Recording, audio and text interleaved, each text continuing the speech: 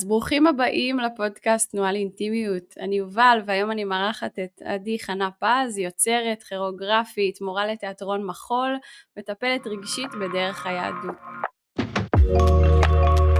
שלום עדי. שלום וברכה יובל.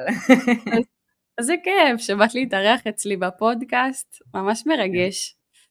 אני תמיד אוהבת לארח אנשים שמגיעים מהעולמות שלי, ובמיוחד אנשים שמביאים דברים חדשים לעולמות האלה, וזה מרגיש שרק הכותרת הזאת נתנה לנו כל כך הרבה שפע ממך, אז בא לי קצת שתספרי על עצמך. וואו, אוקיי, אז מאיפה להתחיל? אני אגיד שהכותרת שנתת היא אכן הטייטלים, אבל את יודעת, תמיד אני אומרת, כולנו מסתובבים טייטלים בעולם, אבל בסופו של דבר, מי שאנחנו זה המהות, לא הטייטל, כי מה שאני אכניס לטייטל זה אני. אז תמיד אני אומרת, איזה כיף זה לשאול בן אדם מי אתה, לא מה אתה עושה. שזאת שאלה יפה ומאתגרת. אז אני אספר כן בגדול מהטייטלים שאמרת, שבעצם כל החיים רקדתי, כאילו ממש מגיל פצפון. אמא שלי אומרת שגם בבטן כבר רקדתי.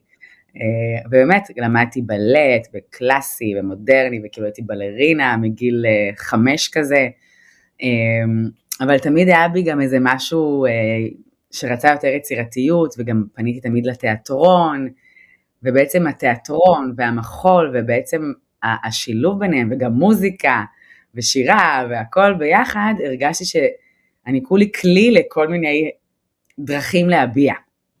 אז בגיל מאוחר יותר, פניתי לתיאטרון מחול, וגיליתי שם שזה בעצם מי שאני, זה האהבה שלי, שבגיל קטן אהבתי את שניהם, אז עשיתי תואר ראשון בסמינר הקיבוצים של תיאטרון מחול, ובאמת נפתח לי הלב, נפתחו לי החיים, כאילו זה, הרגשתי שזה זה. ובאמת בחרתי ללכת בדרך הזאת, ולאט לאט גיליתי בתוך התיאטרון מחול, מתוך העולם של הפרפורמנס, שהייתי על הבמה, והייתי כוריאוגרפית, והייתי יוצרת, והייתי שחקנית ורקדנית, המון שנים בתל אביב, אז שם גיליתי גם שזה בעצם, מבחינתי כלי ריפוי אולטימטיבי, שזה לא רק תנועה, זה לא רק תיאטרון, זה משהו שבאמת משלב הוויה של מילה, רגש, תנועה, גוף, כאילו הכל מתחבר. ואז, אחרי הרבה שנים על הבמה ומאחורי הקלעים ובתחום הקילרי של האומנות, נורא עניין אותי המקום התרפויטי, כי ראיתי שאותי זה מרפא, אז אמרתי רגע, יותר מעניין אותי פתאום מאשר להופיע או ליצור, כאילו זה גם מעניין אותי עד היום, אבל יותר עניין אותי לפגוש אנשים, ובעצם להעביר את הכלי הזה לאנשים שהם בכלל לא הלכו כמוני, רקדנים, מקצועיים, שחקנים, כאילו אנשים שמחפשים בעולם הקשוח הזה מקום להתבטא ודרך אחרת לרפא את עצמם, לאו דווקא בשיח. וברבות השנים גם הייתי בן אדם מאוד חילוני, משפחה חילונית, כאילו לא היה לי שום קשר ליהדות, אבל תמיד הייתי בן אדם מאוד מאוד רוחני. מגיל קטן אמרתי, לא יכול להיות שזה מה שיש. כאילו שזה החיים. אמרתי, אין מצב, יש משהו מעבר, מגיל מאוד קטן. לא ידעתי פשוט איך לתקשר את זה, ובדיעבד אני מבינה שבגיל מאוד קטן, אף אחד לא הסביר את זה, דיברתי עם אלוהים. כל פעם שהיה לי קשה, פניתי למקום הרוחני. ואז ככה באמצע החיים, אני עושה ככה תקציר, התגלגלתי כן, מצוין. התגלגלתי לבודהיזם קצת, לויפאסנה, למקום שהוא כאילו היה יותר מוכר בעולם החילוני, כמקום שקל להיכנס דרכו לרוחניות, אבל מהר מאוד הבנתי שוב, אני לא יודעת להסביר איך, משהו אינטואיטיבי אמר לי, אוקיי, זה רק מבחינתי מדרגה בדרך הדבר האמיתי, כי אני יהודייה. ואמרתי, רגע, מה קורה בעולם היהודי? יש לי שורשים. ואז התגלגלתי איכשהו לשיעורי קבלה, ופתאום הרגשתי שהנשמה שלי רוקדת מבפנים, כאילו מצאתי את הדבר האמיתי לי. ומתוך שיעורי הקבלה התגלגלתי למכללה מדהימה, שנקראת מכללת אלימה, ובבת אחת שיניתי את החיים, עברתי מתל אביב לבד לגליל, למושב שנקרא אמירים, ונכנסתי ללימודים במכללת אלימה, שזה בעצם שם מלמדים לימודי קבלה, אבל עם אפיק של ריפוי, ממש טיפול נפשי, אבל בראי היהדות.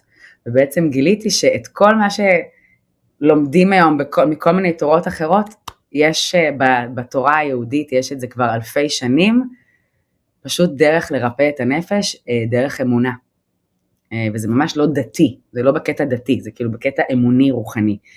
ואז הפכתי אחרי שנתיים של לימודים שפתחו לי את הלב ושינו לי את החיים למטפלת, היום מטפלת רגשית, הם קוראים לזה רפואת הנפש בדרך היהדות, וזה לכל אדם, ממש לא רק דתיים, ממש לא, כי קשה לחיות החיים האלה בלי איזושהי אמונה, ואני מאמינה שיש לנו בורא לעולם שיכול ממש לעזור לנו, אז זהו, ואז את החומר הרגשי, יהודי, רוחני, פתאום זה נכנס לי באופן טבעי לסדנאות תנועה שאני עושה, ופתאום התחלתי ללכת ממש למקום התרפויטי של לעשות סדנאות תנועה לנשים, ופתאום למצוא מרחב כזה שמביא ריפוי, ודווקא ככה בשבט נשי, וכאילו לבוא לאיזה מקום שפתאום התנועה קיבלה נפח אחר לגמרי, שזה באמת כלי תרפויטי, אבל עם מקום, עם אמונה ורוח,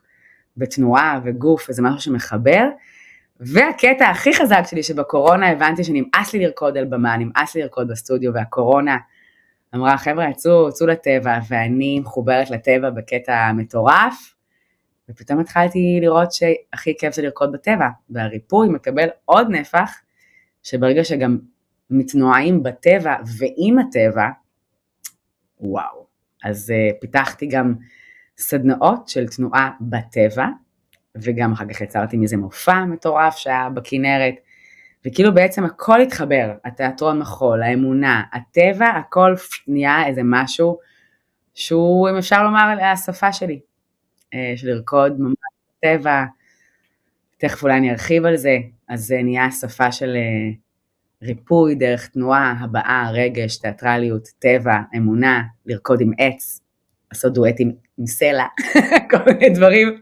שעל פניו ישמעו מוזרים, אבל מטורפים. זה מחבר אותנו בגדול, דרך הטבע לטבע שבתוכנו. יש פה איזה איחוד מאוד חזק, ואני ארחיב על זה בהמשך. זהו. לגמרי. וואו, מטורף. בגדול. כן, האמת שבאתי להגיד משפט למשפט האחרון שאמרת, שזה החיבור לטבע והטבע שלנו, אז זה מזכיר קצת באמת את התנועה לאינטימיות, את המקום שכאילו, שכדי שנוכל להתחבר החוצה, אנחנו חייבים להתחבר פנימה, אנחנו חייבים ליצור את החיבור הפנימי הזה. אז זה מאוד מאוד כזה מתקשר ומדהים, וואו, איזה מסע מטורף, כאילו המקום שעשה אינטגרציה, שעשה את החיבור הזה בין הטבע לבין היהדות, לבין המחול, לבין התיאטרון, וואו, זה נשמע מדהים ממש. ומסקרן אותי דווקא אני כאילו, המקום של תנועה הוא הנישה שלי, אני גם מאוד מחוברת לתיאטרון ולטבע וליהדות, אפשר עוד להיכנס שם, אבל אני מרגישה שתנועה זה החלק שהכי מסקרן אותי, ובא לי לשמוע קצת ממך, מה את פוגשת שם שמרגיש לך שעושה את השינוי? בטבע או בכלל, בתנועה עם אנשים? בתנועה, כאילו במקום הזה שמנחה אנשים לנוע, כי אני יודעת שיש הרבה אנשים שתנועה זה מפחיד אותם. כאילו בוא נגיד שכל מה שאמרת בערך מפחיד אותם, שכזה לנוע ועוד לנוע בטבע, ועוד כאילו כל הדבר הזה, הוא בכלל לא גדול עליהם, אז מעניין אותי כאילו מה קורה לאנשים בתהליך כזה של סדנה, כאילו מה קורה שם. וזה הפן שלי, זה הריגוש, זה מבחינתי באמת הסיפוק האמיתי, שבאמת אנשים שקצת חוששים, ובאמת לא רגילים לתנועה, ועוד תנועה בטבע, אבל מי שמגיע חייבת להיות בו מידת סקרנות גדולה, שגוברת על הפחד, ומה שקורה זה בסדנאות שמגיעים אנשים או נשים שהן ממש לא רקדניות, ואני אפילו אגיד חלקן ממש לא מחוברות לגוף, אבל כבר יש בהם איזושהי הבנה שכנראה מילים כבר די. המילים לא עוזרות. הם כבר מתישהו לא מספקות את החוויה השלמה, כי זה נשאר פה. ואולי זה יורד ללב, אבל הגוף שלנו, ויגיד את זה כל בן אדם שמטפל בתנועה, או עוסק בתנועה, הגוף מדבר יותר חזק מכל מילה, כי הגוף אוגר בתוכו, כל פיפס של חוויה שנעבור, הוא אוגר בתוכו, ואנשים שפחות עובדים עם הגוף, כאילו לא שמים לב לזה בכלל. אפילו חוויות לא טראומטיות, או חוויות דווקא מרגשות, שמחות, כל חוויה קטנה נשארת בגוף. ואז אנשים שלא מודעים, פתאום מתחילים להם כל מיני כאבים, וכל מיני דברים לא ברורים, כי הגוף בסך הכל אומר, היי, אני אוגר בתוכי מלא פחד, או אני אוגר בתוכי מלא חרדה, ואתה לא מתייחס אליי. אז אני אוציא את זה, כדי שתתייחס אליי. ואז אנשים יכולים לחשוב שאוי ובוי, יש לי איזה התקף לב. לא, אתה פשוט בחרדה, שאתה לא נותן לה ביטוי. עכשיו הביטוי, אז אנשים רגילים, טוב, אני אלך לשיחה, פסיכולוג, כל מטפל שהוא, וזה לא מספיק, כי הגוף עדיין תקוע. אז מה שקורה בסדנאות, שזה פשוט מרגש באופן פלאי, שבהתחלה אני רואה את הקיבוץ, אני רואה את התקיעות, מגיעים עם כזה, ואז אני תמיד אומרת, הגעתם למקום בטוח, פה אין נכון לא נכון, כל המטרה בתכלס, היא שתתחברו לעצמכם, זה המטרה של הסדנה, בוודאי שיש עוד מטרות בפנים, אבל מטרת העל, היא להתחבר לעצמכם אולי פעם ראשונה בחיים שלכם, דרך הגוף. ואז מה שקורה זה פשוט מדהים, אנשים מגיעים עם הקיבוץ, ואת רואה את כל בהתחלה ברבע שעה הראשונה, שאני רק מחממת, כאילו לא עכשיו נותנת הנחיות גרנדיוזיות, שמצריכות אותם באמת להתחבר. אנשים פתאום את רואה את המבוכה, את רואה את האי נוחות, את רואה את הדבר הזה, אבל אני מנחה אותם להמשיך עם זה, פתאום ללמד אותם שמה שיש, זה בסדר, לא לנסות לשנות. אני עכשיו מקובץ, אחלה. אז אני זז עם הקיבוץ. אני עכשיו במבוכה, אחלה. ופתאום דרך הגוף לומדים בכלל לקבל את עצמם, כפי שהם כרגע, בלי לנסות לנתח את זה, וזה גם חוויה כבר מרפא נורא. ואז אחרי רבע שעה, 20 דקות, פתאום אני מתחילה להכניס הנחיות יותר, להתחבר לכאב, יותר להתחיל להיכנס פנימה ולראות, לא רק לקבל את מה שיש, אלא להתחיל לראות מה קורה שם. ושוב, הכל דרך הגוף, אנשים לא רגילים לזה. ואז פתאום הגוף מתחיל לזוז, הגוף מתחיל להשתחרר, פתאום יוצאות כל מיני תנועות שהם בכלל לא חשבו שיצאו, פתאום, מה זה לרקוד את הפחד, לרקוד את העצב, להתחיל לזוז, נגיד, תפוס לי הגב, באתי עם כאב גב, אחלה, בוא נזוז איתו, ופתאום משהו משתחרר, ואז פתאום יכול להשתחרר איזה בכי, משתחרר עצבים, משתחרר צחוק, פתאום הרגש מתחיל לצאת דרך הגוף, והחוויה הזאת שפתאום אנשים חווים רגשות שיוצאים מהתנועה, ולא בגלל שדיברנו אותם, זאת חוויה ממש מטאורית, כאילו היא ממש, היא מרפא כבר בפני עצמה. ואז לאט לאט כבר מגיע שחרור, וכבר את רואה בנות קופצות לי על העצים, מתחילות לדלג, פתאום הילד הפנימי יוצא, פתאום, ואז זה איזה מסע כזה, אני קוראת לסדנאות האלה מסע, כי אני גם שעתיים זזים, אני לא מרשה לעצור, לא מרשה, כי למה? כי אם אני לא עוצרת, אני עם החוויה, אנחנו רגילים כשיש מבוכה, לעצור, פחד, לעצור, לא. ואחרי שעה וחצי, זה כאילו, זה מרגש עד מאוד, כי פתאום את רואה בן אדם שהגיע מקובץ לחלוטין, יוצא משוחרר, ומבחינתי זה מתנה for life, כאילו, ואני אומרת, קחו את זה הלאה, כאילו. אז לשאלתך איך אנשים מגיעים ואיך אנשים יוצאים, זה שני עולמות, כאילו, ושוב, אני תמיד אומרת, זה לא אני רק עשיתי ככה פוש קטן, ועזרתי לך להתחבר לעצמך, גם בטיפול דרך היהדות, אנחנו רק כלי, אנחנו רק צינור, שאני בסך הכל הייתי פה איזושהי משענת או דחיפה קלה, אבל הכל זה אתה התחברת לעצמך, זה אתה היית אמיץ, זה אתה התמודדת, זה אתה לא עצרת, זה אתה נשמת, זה אתה עבדת עם הכאב, זה אתה השתחררת, זה אתה התחברת לגוף, או את. כשיש להם אותם, יש להם את הכל. אין להם אותם, אין להם כלום. כמו שאת מדברת על האינטימיות, זה קודם כל אינטימיות ביני לבין עצמי. נכון, נכון. אנשים חושבים שכדי ליצור אינטימיות אנחנו צריכים קודם כל כאילו להיות מול בן אדם אחר, אבל זה המקום של רגע להתחבר לעצמי, להבין מה אני מרגישה, להבין מה קורה בתוכי בכלל, ואז יש לי את היכולת להנגיש את עצמי החוצה וגם ליצור חיבור.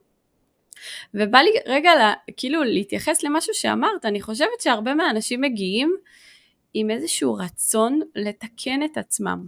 כאילו מרגישה שהרבה אנשים, גם כשאני פוגשת מטופלים שלי, כאילו זה משהו, זה חוויה, ובטח כאילו תגידי לי אם את גם פוגשת את זה, אבל אנשים מגיעים כאילו באיזה רצון כזה לתקן את עצמם, שיש להם איזושהי בעיה, או הרבה משפטים כמו אני לא יודע לרקוד, אני לא בעולמות האלה. וזה מעניין אותי לדעת איך את מתייחסת לזה, או האם פגשת את זה.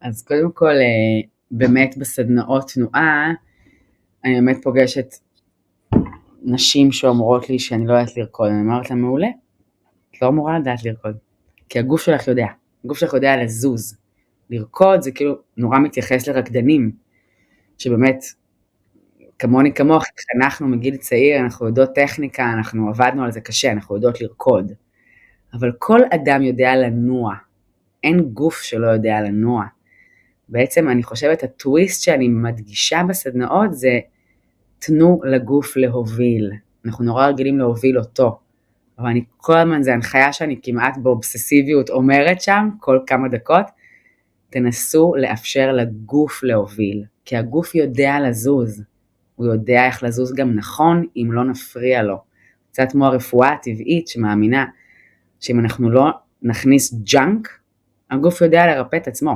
בגדול, גם הנפש, אותו דבר, אז בקליניקה נגיד אני אפגוש שזה יותר טיפולים שהם כן בשיח, בגישה של אלימה, בדרך היהדות, אז כן, אני אפגוש בן אדם שבא כי רע לו בגדול, והוא רוצה לתקן, הוא רוצה שיהיה לו טוב, בין אם הוא רוצה לתקן את הסביבה שלו, או כי הוא חושב שזה הסביבה תשנה אותו, אז הוא מתוודע על לא, הכל בתוכי, ואז הוא אומר, רגע, אבל אני רוצה לתקן אותי. לא, כמו שאמרת, זה לא, זה יושב על אותו משקל של, זה לא לתקן אותי, או אני לא יודע לרקוד, או אני לא בסדר, זה בעצם לנקות את כל הרעשי רקע של אני בסדר, אני רק אולי יש לי כל מיני חסימות או דברים שלא באשמתי, הם תקועים אצלי בגוף או בנפש, ואני רק רוצה ללמוד לקבל, ולהתחיל לנקות אותם, ולנסות לחזור למקור, לחזור לכוחות הטבעיים שיש לי בגוף ובנפש, ופשוט לאפשר להם לזרוח, ולנקות את החסימות, אז זה גם בין אם זה בתנועה, אתה לא צריך לדעת לרקוד, פשוט תאפשר לגוף לנוע, כמו שהוא יודע, ולהוביל אותך, ואתה לא צריך לתקן את עצמך, תנקה את מה שנקרא את הזבל שאספת, לא באשמתך, והצטבר בנפש ובגוף, ופשוט תתחיל לנקות את זה, ונתחיל לאפשר להוויה הטבעית, הבריאה שקיימת בכל אדם, לפרוח, ואז דברים מתחילים להסתדר. נחזור לסנטר, גם בתנועה. נכון, ברגע שאנחנו מסכימים להתחבר, או זה אפילו לא הסכמה, זה המקום של להסכים לוותר דווקא, פחות להסכים לקחת, אלא יותר כמו להסכים לוותר על הדברים שרכשתי בחיים האלה, אם זה אמונות מגבילות, אם זה האמונה שלי על איך מציאות נראית, וכמו הסכמה לוותר, כדי שדברים יוכלו להיכנס, כדי שדברים יוכלו לנוע. והאמת שתוך כדי שדיברת עלה לי המקום של יהדות, כי באמת, את יודעת, גם את מתעסקת בזה, אז מסקרן אותי כאילו ללכת לשם, וגם עם כל מה שקורה במצב, אני כאילו בכללי, המצב שאנחנו נמצאים בו בשנה, כמעט שנה האחרונה, מסקרן אותי כאילו המקום של יהדות ותנועה בתוך המציאות, כי כמו שאנחנו יודעות בתור מטפלות, המקום הזה שמה שאנחנו חווים בפנים זה מה שאנחנו רואים בחוץ, וכנראה שמשהו פה בתנועה הטבעית של המדינה הזאת, או של העם הזה, משהו שם בתנועה קרה, ומאוד מסקרן אותי לדעת כזה, איך את רואה את זה באמת דווקא ממקום שמחובר ליהדות ומחובר לתנועה, כן, הדבר שהוא שוב מורכב מאוד הרבה אמונות מגבילות שהביאו אותו לפה, אבל כן, זה המצב שלו כרגע, המצב שלה. טוב, שאלת פה שאלה מאוד מאוד גדולה, קטונתי, מי אני? את יודעת, כאילו, אני רק אגיד את זוויתי הקטנה, אבל אנחנו לא כל כך קטנים, אנחנו חלק ממשהו מאוד מאוד גדול, ואני חושבת שהמהות היא ששכחנו את זה. והזעקה לאחדות עכשיו היא מעבר לזה של להבין שאנחנו לא יכולים יותר להתנהל לבד. זה אני סתם אומרת בגרנד, לא סתם, אבל בראייה הגדולה יותר, ברגע שאנחנו מבינים שאנחנו משהו מאוד מאוד גדול, אנחנו כולנו באמת מחוברים, כמו גוף שלם, שהיד לא תגיד לרגל, סליחה, כאילו מה הקשר? מחוברות. זה גוף אחד שעובד וכל אחד יודע את תפקידו ועובדים ביחד. היד לא פועלת למען עצמה, כי היא רוצה להיות היד הכי טובה. היא עושה את תפקידה כדי שהגוף יעבוד. ואני חושבת שזה אולי בכלל בעולם, שוב אני אגיד את דעתי האישית, ואני מנסה ככה בענווה לומר שאנחנו התבלבלנו, הרבה יש תנועה של כל אחד לעצמו, ואם אנחנו נבין, גם אם זה לא ירד ללב, אנחנו נבין בתפיסה שהעולם מחובר, אבל בואו נראה שנייה לעם ישראל ולשכונה שלי ולמשפחה שלי, כאילו נתחיל לצמצם את זה, אם נבין שבין אם נרצה ובין אם לא, זה כמו אפקט הפרפר, אני ואת וכל אדם פה מחובר, ואנחנו פשוט לא מצליחים לחוות את זה בחושים, אבל בתודעה אני חושבת שאין אדם שלא מבין את זה. שיש פה אחד, יש פה משהו שעם ישראל, באמת כולנו אחים, זה לא איזה סיסמה, כי בתודעה הרוחנית זאת האמת. זאת האמת. ואם אנחנו נתחיל לחיות כמו גוף אחד, שלכל אחד יש תפקיד שונה לחלוטין, אבל למען משהו גדול יותר, אם נתחיל להבין את זה, תתחיל להיות פה תנועה טובה יותר. עכשיו שוב, צריך להוריד את זה לקרקע, ושוב, זה קשה, והמון פעמים אני שואלת, אוקיי, אז איך אני יכולה לתרום? כי אם אני עזרת בגוף הזה, אבל גם עזרת יש תפקיד, אם אני רק הציפורן שעל הזרת, גם לי יש תפקיד, אוקיי? אז כל אחד, אם הוא יתחיל לחשוב איך אני פועל למען אחרים ולא למען עצמי, הלוואי, וכל אחד יחשוב את זה, אז אולי, אמן, יהיה פה יותר טוב, אבל שאלת משהו כללי ככה על התנועה, אבל היהדות זה כזה מתחבר גם למצב, אבל אני יכולה לדבר על זה גם לא בהקשר למצב, כי כרגע באמת המצב הוא קשה, מאוד מאוד מאוד מאוד מאוד, ובאמת אני אגיד גם ברמה האישית, גם לי לפעמים כאילו קשה לראות את האחד הזה, ואת כל מה שאמרתי לך עכשיו, זה קשה. כולם פורקים, כולם בפוסט טראומה, כולם בכאבים, כולם בפחדים. אנחנו לא יכולים להכיל יותר את הבשורות הקשות, אבל אנחנו בזה. וזה המצב. אז כמו שדיברנו על התנועה, אני חושבת שקודם כל לקבל שזה המצב, סופר קשה. אני לא חושבת שאנחנו אפילו התחלנו את השלב הראשון של אשכרה לקבל, שאנחנו במציאות מוטרפת לחלוטין, ואתה כאילו לא מאמין שזה אשכרה מה שקורה. אני יכולה להגיד, לפעמים אני אומרת, עוד לא התחלתי לקבל את זה, כי נכון שקורה טראומה לבן אדם, יש איזו תנועה שקודם כל, אני לא רוצה את זה, אבל זה כבר קורה, ואני באיזושהי תנועה לא מודעת, כאילו רוצה להדוף את זה, אני לא רוצה לקבל את זה, כי לקבל את זה לקבל על עצמי עכשיו המון המון כאב, ואני חושבת שברגע שאתה מתחיל לקבל שהטראומה הזאת כבר קורית, אתה לא יכול יותר אין, זה קצת כמו כאילו להרים ידיים ושהגל הזה ישטוף אותי, זה נורא, כי זה מציף המון פחד, המון המון כאב, אבל אני מרגישה שאם אני אפילו לא לגמרי מצליחה ליישם את השלב הראשון הזה, של לקבל שזה מה שקורה. כי השלב הבא הוא להגיד, אוקיי, זה מה שקורה, אוקיי. אני נושם לכאב, ואני מדברת עכשיו גם על עם וגם כפרט, כאילו, כתהליך, ואז אני מתחיל לנוע עם זה. אוקיי, אז איך אני יכול לעשות יותר טוב, איך אני יכול לעזור, איך אני יכול לצאת מזה. אז מתחילות הפעולות. אבל שוב, אני רגע אחזור למצב המדיני, גם כדי שנתחיל לעבד טראומה בעין, היא צריכה להיגמר. ואז התחיל העיבוד, אבל היא לא נגמרת. אנחנו לא מקבלים את הקאט של סיימנו. מאוד מאוד מתחברת לדברים שאת אומרת, וגם אני חושבת שהמילה ביחד היא מאוד מאוד משמעותית.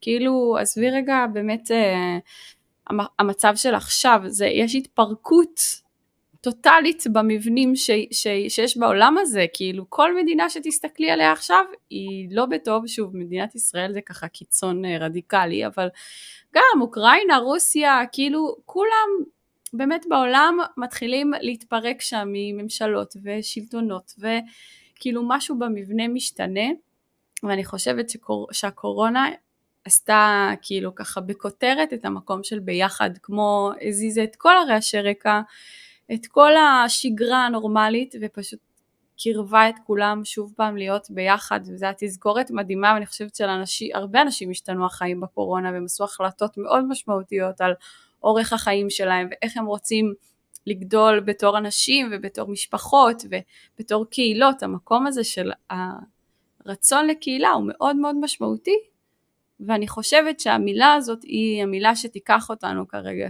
כי גם באינטימיות או גם ביצירת קשר זה הדבר הכי משמעותי. כשאנחנו ביחד אנחנו יכולים לעשות הכל, כל דבר, שום דבר לא ייראה לנו בלתי אפשרי. הבעיה היא שביחד מאוד מאוד קשה לאנשים, למה? וזה גם ברמה בין אדם לחברו וגם ברמה הכללית, כי ביחד זה אומר אני חייב להתמודד עם חילוקי דעות. ביחד זה לא אחדות, זה לא שכולנו אותו דבר. אחדות זה דבר נורא נורא נורא קשה, כי זה אומר שאני ביחד, בהכרח עם בן אדם שחושב אחרת ממני. איך אני עושה עכשיו ביחד? ואני אגיד לך יותר מזה, מי לא נתקל בתוך עצמו, בחלקים שמתנגשים. אני מצד אחד ככה, מצד שני אני ההפך. בום. כן. אז באמת אני חושבת שהעבודה היא קודם כל פנימית, כמו שאמרת קודם, אם מה שקורה בפנים משתקף בחוץ, אז על האיסטר, כי בחוץ יש טירוף, מלא התנגשויות, אז מה זה אומר עליי? אני מסתכל פנימה, ואם אני כנה, אני אומר, גם בי יש התנגשויות, יש בי חלקים שמאוד מתנגשים זה בזה, וקודם כל העבודה, איך אני עושה שלום בתוכי, קודם כל, איך אני, השלום בתוכי זה לא אומר למחוק חלק אחד, זה נורא קל, טוב אז אני רק זה, אני רק א', לא אבל יש גם ב', וב' חי ובועט, והוא יבעט אם תמחק אותו, אז איך אני עושה את האינטגרציה בין א' לב' ויוצר ג', שהג' הזה זה מי שאני באמת שלם עם כל חלקיי, שזה גם העבודה הרוחנית הפנימית הגבוהה ביותר, שאני חושבת שכולנו שואפים אליה, שברגע שאני חי בשלום בתוכי, אז פתאום יותר קל לי לעשות שלום עם החבר הכי טוב שלי, עם הבן זוג שלי, עם אמא שלי, כי זה מתחיל שם, זה מתחיל בקטן, ואז עם הקהילה שלי, אחר כך עם העם שלי. וזה קשה, ואני מרגישה שזה השיעור שלנו היום, במטריית על, ואנחנו עדיין לא מצליחים. ולמה אנשים דרך אגב מפחדים לנוע? כי זה חשוף. יש משהו בתנועה, הגוף לא משקר, לא משנה מה תחרטט לי עכשיו, אני רואה. אני רואה את השפת גוף, אני רואה את מה שאתה לא אומר, הגוף מדבר חזק. אז זה נורא מפחיד, כי אני לא יכולה לחרטט. אני חשוף. אבל אז, מתוך החשיפה הזאת, אפשר באמת ליצור דיאלוג. אז כאילו מבחינתי, אם היה אפשר להושיב את ממשלת ישראל לסדנת תנועה, וואלה, וואי, מה היה יוצא שם? אין, לא תמצאי מישהו בעם הזה, שלא משנה כמה הוא נוגח, הוא בעצם רוצה את זה. אבל בסדר, יש דעות שונות. דעות שונות, כן. כן, חבר שהיה במילואים אמר לי שבפלוגה שלו יש כאילו כל מיני, כן, חרדים, דתיים, חילוניים. הוא אומר, בסוף כאילו כשאנחנו כולם נלחמים ביחד למען מטרה משותפת, זה לא משנה, כאילו כל הדעות האלה הרדיקליות הן בסוף לא משנות, כי יש לנו איזושהי מטרה משותפת, ואני חושבת שזה אחד הדברים שכזה קצת לא ברורים פה, כאילו מה המטרה המשותפת, או מה, כאילו בגלל הרדיקליות, בגלל הקיצוניות של הדברים, אז אנשים איבדו לאן אנחנו הולכים, כאילו לאן הסירה הזאת נוסעת, זה אחד. ושתיים, עוד משהו שעלה לי, זה דווקא מהבודהיזם, שאני מאוד מחוברת אליו, המקום של לתרגל חמלה, אני מאוד מאוד מחוברת לתרגול הזה, מתוך מקום כאילו גם כשהתחילה, כשב7 באוקטובר, שכל הדבר הזה התחיל, הייתי באמצע של הספר הלב הנבון, שזה ספר שאני מאוד אוהבת, והוא כזה גם מאוד פרקטי, והוא מדבר שם הרבה על לתרגל חמלה, קודם כל לעצמי, ואז לאט לאט להגדיל את מעגלי החמלה שאליהם אני נותן, ואם זה להורים שלי, אם זה לחברים, אם זה לקהילה שלי, ובסוף גם לעולם כולו. יש לנו קשר באיזושהי צורה, כאילו כולנו הגענו לפה, כולנו חיים בו על אותו הכדור, ויש בינינו איזשהו קשר.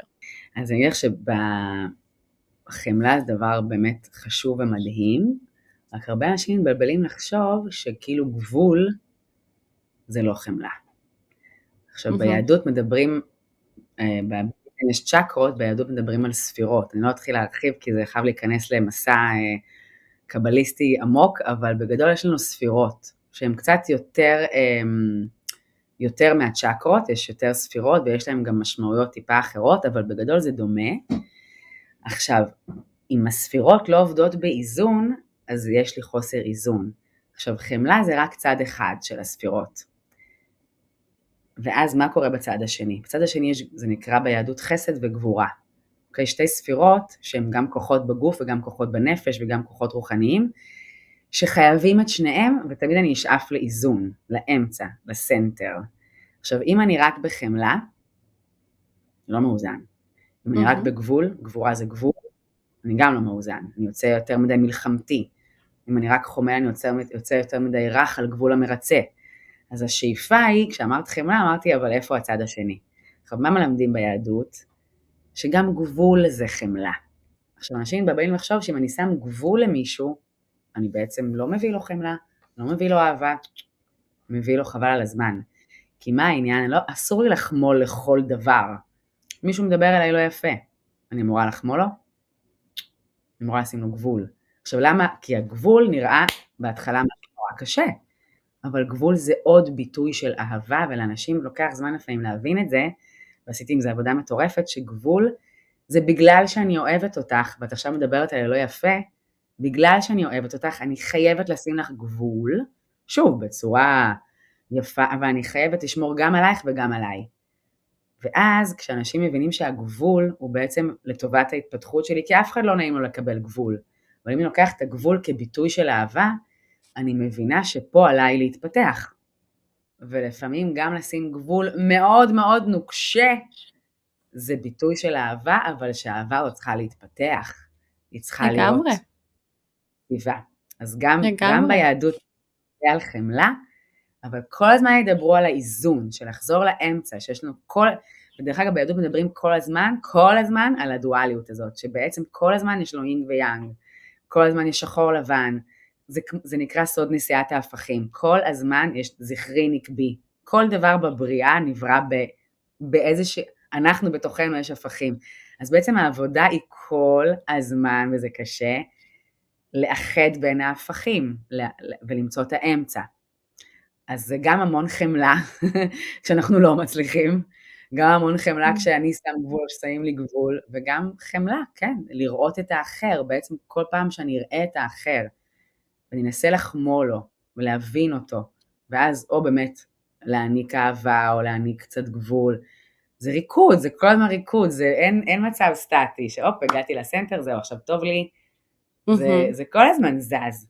ממש אהבתי את הדיוק, כי אני חושבת שהצבת גבול היא באמת אקט של אהבה, ובאמת חיבור באמת אלינו, וידיעה שיש משהו שהוא לא מתאים לי, ואני יכולה לשים את הגבול, גם בשיטה שאני מטפלת בה, אז יש את המקום של שאיפה לאיזון, והמקום הזה שרוצה לחזור למהות בסוף. כאילו בסוף יש לנו איזושהי מהות פנימית שהיא ככה הסנטר שלנו, וכשאנחנו באחד מהקצוות, זה אף פעם לא באמת מייצג את הנחת הזאת, את השלום הזה הפנימי, וכן, זה עבודה, זה תנועה, יש רגעים בחיים שבהם אנחנו קרובים לאיזון, ואז רגעים שממש לא, ואני חושבת שזה גם חלק מהריקוד שנקרא חיים, כאילו זה חלק מהדבר הזה. זאת אומרת, גם את עובדת דרך תנועה בזוגות, לא? כן, לגמרי, וגם שם, כן, מערכת יחסים זוגית, וואו, כאילו כל התקשורת, אני חושבת שהמילה תקשורת כל כך משמעותית, וגם המקום הזה ששם גבול, היכולת הזאת רגע לדבר על הגבול ולמה שמתי אותו, ולמה כרגע אני צריכה שנייה את הדבר הזה כדי להתקרב. ויכול להיות שעם תקשורת אולי הגבול שלי גם יזוז, ואולי הדברים ישתנו, ואולי כאילו הכל הוא מאוד מאוד דינמי. אבל אני חושבת שתקשורת ולהיות חשופים מול הדברים האלה, כאילו ולהנגיש אותם החוצה, זה מאוד מאוד מאוד משמעותי. אנחנו ככה מגיעות לסוף של הפרק, דיברנו על דברים סופר משמעותיים בעיניי, באמת הבאת דברים שהם מאוד מרגשים, וכיף שהבאת את המקום של, גם של יהדות וגם של תנועה, ועבורי גם החיבור הזה הוא מאוד מרגש, כאילו אני לא מתעסקת בעולמות של יהדות, אבל זה שיש את החיבור הזה זה גם מרגש אותי, במיוחד בשנה הזויה הזאת. ובא לי ככה לסיום, אם את יכולה לתת לנו ככה 3 טיפים מהעולמות שלך, דברים שככה אנשים אם הם יכניסו את זה לחיים שלהם, אז הם יתקרבו לאיזון הזה, או יתחברו יותר לאינטימיות שלהם עם עצמם. כן. אני גם פתאום נזכרת שלא כל כך דיברתי על הטבע, שזה דווקא ההיילייט שלי, כי אמרתי לך, אני מכניסה גם המון חיבור לטבע, אז אולי דרך הטבע אני אתחבר לטיפים, כי בעצם הריפוי הגדול אצלי דווקא הגיע מתנועה בטבע, שהתחבר גם לכל מה שדיברנו עד כה והיהדות, אבל אני גיליתי שכשאני רוקדת בטבע, משהו בגוף שלי משתנה לחלוטין, משהו שם נפתח ברמות שזה גם להתחבר לבריאה, כאילו, הטבע כל כך חזק מאיתנו, הוא כל כך עוצמתי, הוא אין לו בלגנים, הטבע זז, הטבע כל הזמן בתנועה, הטבע כל הזמן משתנה, כל הזמן העונות משתנות, הטבע כל הזמן גדל, הוא יודע גם, הזרע יודע להתפרק באדמה, ויודע להצמיח פתאום פרח מטורף, כאילו, אפשר ללמוד כל כך הרבה על עצמנו, רק מלהתבונן בטבע, לעשות מדיטציה בטבע, אבל תחשבי מה זה לרקוד איתו. אז בסדנאות אני גם ממש מנחה אנשים לרקוד עם האדמה, ממש, אנשים מתפלשים באדמה, כאילו אנשים שבחיים לא מאמינה שזה יקרה, או פתאום רוקדים עם עץ, ממש, כאילו, מה שנקרא לחבק עצים, פתאום להרגיש את התדר של העץ, העץ חי, העץ נושם, הוא זז, הוא מדבר. אז הטיפ שלי הוא, צאו מהבית,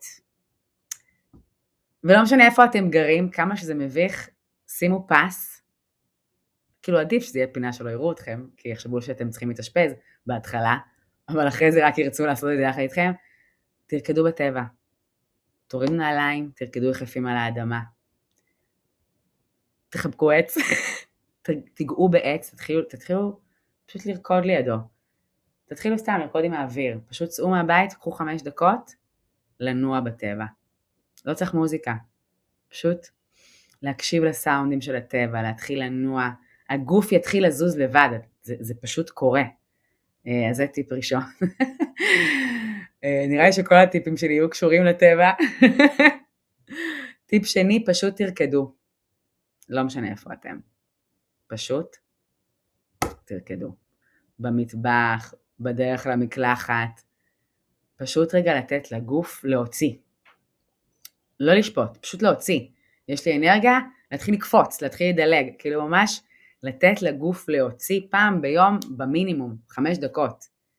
וכן, הייתי אומרת לאנשים, לנסות להתחבר פנימה ללב ולדעת שיש פה משהו מעבר, ואם יושבים בשקט ורק רוצים להקשיב לבריאה, אנחנו אחד, ולנסות פעם ביום כאילו לשבת רגע בשקט ולהבין שזה לא הכל עליי, תקראו לזה אלוהים, תקראו לזה יקום, אני לא עכשיו, יש משהו מעבר שמזיז את הדברים, ואולי פעם ביום לחשוב איך אני יכול לתרום לאחרים, מתוך הכוח הזה, לא איך אני מחפש שיתנו לי, קטן, אפילו משהו קטן, אפילו להגיד שלום לשכן, לשאול אותו ממש לאמור, רגע לעצור, זה כבר שינוי, לחשוב קצת החוצה, זהו.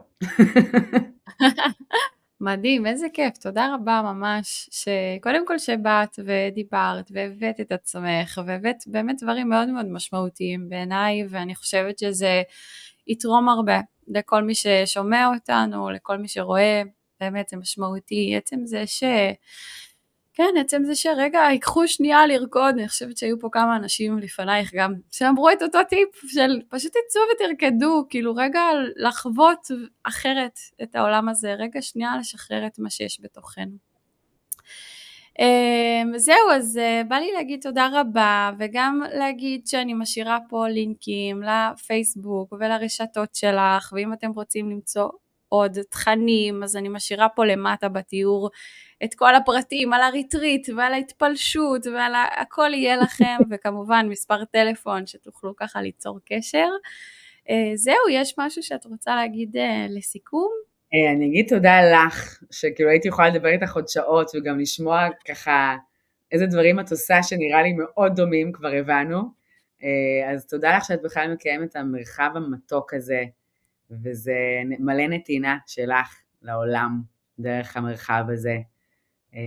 אז תודה לך שנתת לי ככה להתבטא יחד איתך, ושאמן נמשיך פשוט להפיץ את האור הזה ואת הדברים הטובים, כי העולם זקוק לזה, אז תמשיכי גם בעשייה שלך.